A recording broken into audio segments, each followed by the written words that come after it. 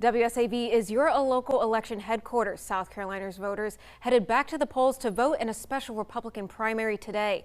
As many of you know, the special primary was triggered by the death of Lindsey Graham. So let's look at those results. Interim Senator Darline Graham is headed to a runoff in the race. Governor McMaster appointed Graham to serve out her brother's term in the Senate. Graham later announced her bid for his seat in Congress, earning an endorsement from President Donald Trump. My brother passed 1 month ago today, so none of this has been comfortable for me. But like I said, I'm a fighter. I have buried my precious brother. I have taken on the role of a United States Senator, and I have had this brutal campaign schedule, and I'm still standing. If that doesn't tell you I'm a strong person and a fighter, nothing will. So I think I can handle the next 2 weeks. And Graham will face Congressman Ralph Norman in that runoff. Norman securing the other spot in the head-to-head race for Republican nomination. Norman has represented South Carolina's 5th congressional district since 2017. The Rock Hill Republican previously served in the South Carolina House. In Congress, Norman has established himself as a conservative and is a member of the House Freedom Caucus. He also made cutting federal spending and reducing the size of government key parts of his political platform. I may not have been the first choice. I may not have been the second choice. I want to be the third and the fourth choice of everybody. I want everybody to unite and come with us. The winner of the primary runoff will go on to face the Democratic candidate in November, Dr. Annie Andrews. The pediatrician spoke earlier today, saying no matter which Republican she faces, her message remains the same. Running to address South Carolina's problems. And like you said, who I am running against has changed, but who I'm running for has not changed. The problems that South Carolinians are facing did not change when Lindsey Graham passed away. So I'm running to fix our broken healthcare system and address our cost of living emergency, and just to give a voice to South Carolina in the U.S. Senate. You can stay up to date with the latest political happenings in both South Carolina and Georgia anytime on our website. Just visit wsav.com/electionhq. And new tonight, Chatham County leaders say they will not allow a proposed bridge to cross county-owned property near Tom Triplett Park. The bridge is part of a Pooler development plan that would bring 3 warehouses to the former Oglethorpe Speedway site. I spoke with Commissioner Dean Kicklighter about why the county is pushing back.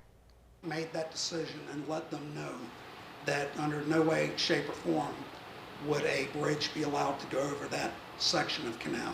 Earlier this year, Pooler City Council approved a zoning change that would pave the way for 3 warehouses to be built at the site of the former Oglethorpe Speedway by Tom Triplett Park, and a bridge that would cross over the Savannah-Ogeechee Canal. However, where developers wanted to build the bridge is Chatham County property, not Pooler. The chairman and myself met with officials from the city of Pooler to let them know that the county is not going to allow anyone to build a bridge over the section of the canal that the county owns. This is something that we let them know because we want to protect the integrity of Tom Triplett Park. When council approved the zoning change, they said it was only the first steps, and the developers needed to provide proof that Chatham County, the Georgia Ports Authority, and the Savannah-Ogeechee Canal were all notified, as the project will affect all entities. All I know is that they can't cross the canal, so the rest of it's up to Pooler. Many residents in the past spoke out against the project, holding protests and signing petitions. Chatham County Commissioner Dean Kicklighter says he couldn't agree more with those residents and will do what he can to preserve the historic canal and Tom Triplett Park. I know that I'm appreciative for what they've done for Triplett, and I am appreciative of what they're trying to do, but it's a tough task. I acted on the only thing that I have the legal authority to act on, and that was the bridge over the canal. WSAV also reached out to the city of Pooler. They confirmed that they met with the county, but there have been no additional changes from Pooler. Alex Murdaugh has already been granted a new murder trial, and now his attorneys are asking a judge to dismiss the case entirely. A new filing accused David Owen, the lead agent in the murder investigation, of presenting fabricated evidence and lying to the grand jury. The motion calls Owen's testimony perjurious and argues the indictments he was involved in should be dismissed. Murdaugh's attorneys say they will provide more details about their allegations against Owen in future filings. The defense is also asking to move the new trial out of Colton County, arguing an impartial jury cannot be seated there. They're asking for the trial to be held in Charleston County. Murdaugh is due back in court Friday for a motions hearing.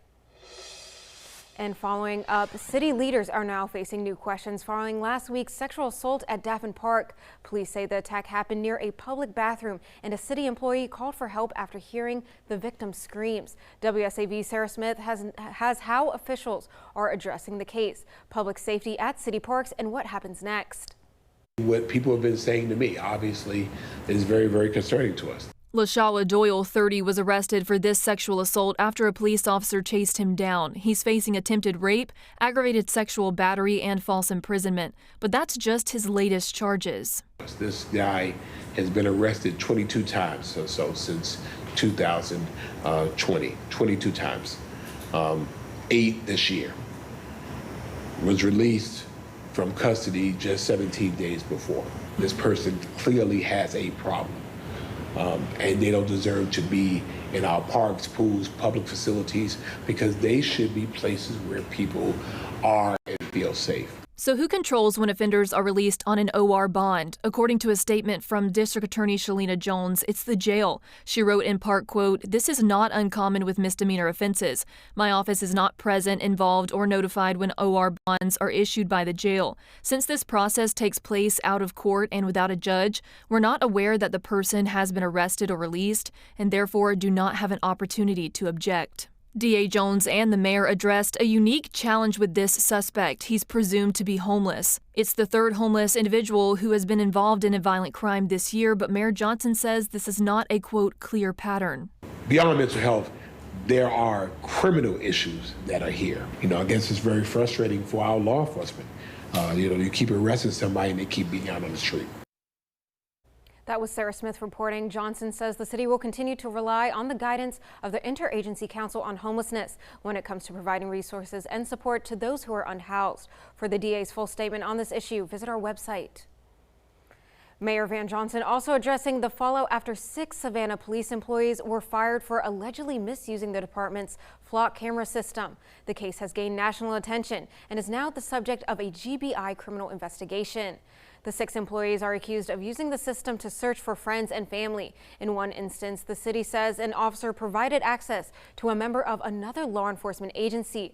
City leaders say they're now reviewing how officers use that technology, including whether access to the system should be more limited. You need to look at, just like every department is looking at their police technology, what are the access to that technology? Are the right people using that technology? Do we need to shrink the availability of that technology for officers? What are the right appropriate roles for that technology if we do need to shrink those things? Melder says the city will look at its policies and training as it determines what changes may be needed. The names of the 6 fired employees have not yet been released because they have the option to appeal their terminations. The Effingham County Sheriff's Office is rolling out a new program aimed at checking in on residents who may live alone or need regular wellness checks. The Sheriff's Office is partnering with Confirm OK, a service that makes automated daily calls to registered residents at a time they choose. The program is designed especially for seniors, people living alone, and families, or caregivers who want an extra layer of safety. If someone doesn't answer, the system will try 2 more times at 5-minute intervals. After 3 missed calls, Effingham County 911 dispatchers are notified. You can find more information on how to sign up at WSAV.com.